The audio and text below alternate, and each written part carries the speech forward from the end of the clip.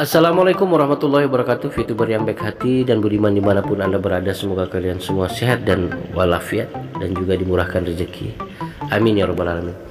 Ya teman-teman, saat ini kita masih seperti biasa setia untuk menanti VTube dan juga bagaimana kita terus mengupayakan memberikan informasi-informasi terbaik dan informasi-informasi terbaru kepada teman-teman, baik itu masalah keadaan VTube maupun keadaan yang terjadi selama maintenance ini. Dan yang paling pasti kita terus berusaha bagaimana kita mencarikan informasi yang selalu ditunggu-tunggu teman-teman, yaitu kapan VTube on. Nah, ini sebenarnya yang masih jadi pertanyaan kita semua, dan juga inti dari permasalahan kapan VTube itu on adalah bagaimana hak dan kewajiban kedua belah pihak ini bisa dirasakan semua, baik dari manajemen VTube maupun member VTube. Ini hak dan kewajibannya imbang dan juga bisa dikembalikan, haknya kepada yang berhak, wajib kepada yang berhak menerimanya. Jadi seperti itu teman-teman. Kita semua, teman-teman selalu bertanya, jangan terlalu banyak bicara, jangan terlalu banyak ngomong, intinya kapan VTube on. Seandainya kita tahu teman-teman, untuk apa kita sembunyikan, untuk apa kita berikan bayang-bayang. Tetapi ini memang betul-betul kita tidak tahu. Tetapi tidak tahunya ini bukan berarti kita tidak tahu dengan keadaan VTube, tidak. Tetapi tidak tahu kapan pastinya, jamnya, tanggalnya, bulannya, tahunnya. Ini yang maksudnya. Bukan karena tidak tahu apa, ini adalah haknya manajemen VTube. Ini adalah ranah dari manajemen VTube. Tetapi kondisi yang ada, kenapa menyebabkan ini terjadi, kenapa menyebabkan seperti ini, nah ini yang kita ketahui, sehingga kita akan sampaikan kepada teman-teman semua agar teman-teman bisa memahami, oh ternyata VTube itu seperti ini, oh ternyata VTube seperti ini, sehingga ada apa? Ada giroh, ada semangat atau untuk menunggu, ada sesuatu harapan, ada sesuatu pengetahuan yang kita ketahui bahwasanya bisnis digital, dan di dunia bisnis digital itu tidak semudah apa yang kita pikirkan, baik dari legalitasnya maupun manajemennya maupun bagian support sistemnya maupun bidang teknologinya. Jadi ini semua saling terkait. Manajemen VTube sudah baik, tapi kalau support system tidak baik, ini pun tidak bisa berjalan. Jadi semua ini ada beberapa bagian ini semuanya harus berjalan selaras, sehingga barulah nanti tuh VTube bisa berjalan dengan baik. Seperti itu. Jadi kondisinya sekarang seperti itu teman-teman. Jadi VTube kita harus melihat, kan teman-teman sekarang bertanya, siapa sih manajemen, siapa sih manajemen. Setelah teman-teman tahu siapa manajemen, apa yang teman-teman lakukan? Paling langsung bertanya kapan VTube on. Ya kan seperti itu. Nah, sedangkan saat ini teman-teman, manajemen VTube anteng-anteng saja. Memang ada manajemen VTube itu, ada. Dan saat ini yang perlu kita luruskan bahwasanya kita harus mengetahui, ibarat seperti jalanan ya. Semua teman-teman punya mobil nih, punya mobil. Di sini support system mobilnya bagus, yang ini terus yang ini bagus, semua punya mobil.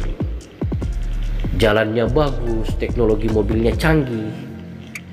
Tetapi kalau struktur atau fasilitas jalan itu, yang memiliki fasilitas jalan itu tidak mengizinkan untuk mobil itu berjalan di jalan, ibarat jalan tol lah. Yang punya jalan tol tidak mengizinkan mobil yang bagus tadi, mobil yang canggih, terus mobil yang hebat, yang bannya gede, yang 4x4, 4 drive segala macam teknologi, kecuali dia bisa terbang. Yang punya tol, yang punya jalan tol tidak mengizinkan mobil-mobil canggih itu lewat. Apa keadaan mobil itu sekarang? Dia bisa jalan, tapi dia bikin jalan sendiri. nabrak gunung, nabrak sawah, nabrak pohon. Apa yang terjadi sama mobil-mobil yang hebat tadi, yang canggih? Ya, hancur lah, pasti hancur teman-teman, karena pemilik jalan tol tadi tidak mengizinkan. Coba yang punya mobil melihat masuk jalan, dia pasti ketemu portal, ya kan? Ibarat portal itu izin gitu, memberitahukan bahwa saya ingin lewat dengan baik, dengan sopan. Otomatis pintu tol akan dibuka gitu, dengan melalui prosedur-prosedur, dengan ada adab, ada etika. Yakin pintu tol pasti akan terbuka, dan mobil-mobil yang hebat tadi bisa lewat, bisa menjalani atau melewati jalan baik tadi, jalan tol yang dimiliki seseorang tadi. Jadi teman-teman, dalam hal ini kita harus paham, artinya kita harus jaga yang punya jalan tol tadi. Jangan mentang-mentang kita punya mobil bagus, kita punya mobil canggih, kita seenaknya mau jalan ke sana kemari. Wow, kita harus ingat, ada yang memiliki jalan itu. Kita harus minta izin kepada yang punya jalan tol tadi. Kalau tidak, kita nggak akan bisa lewat. Kecuali Anda bisa terbang, mobil Anda bisa terbang.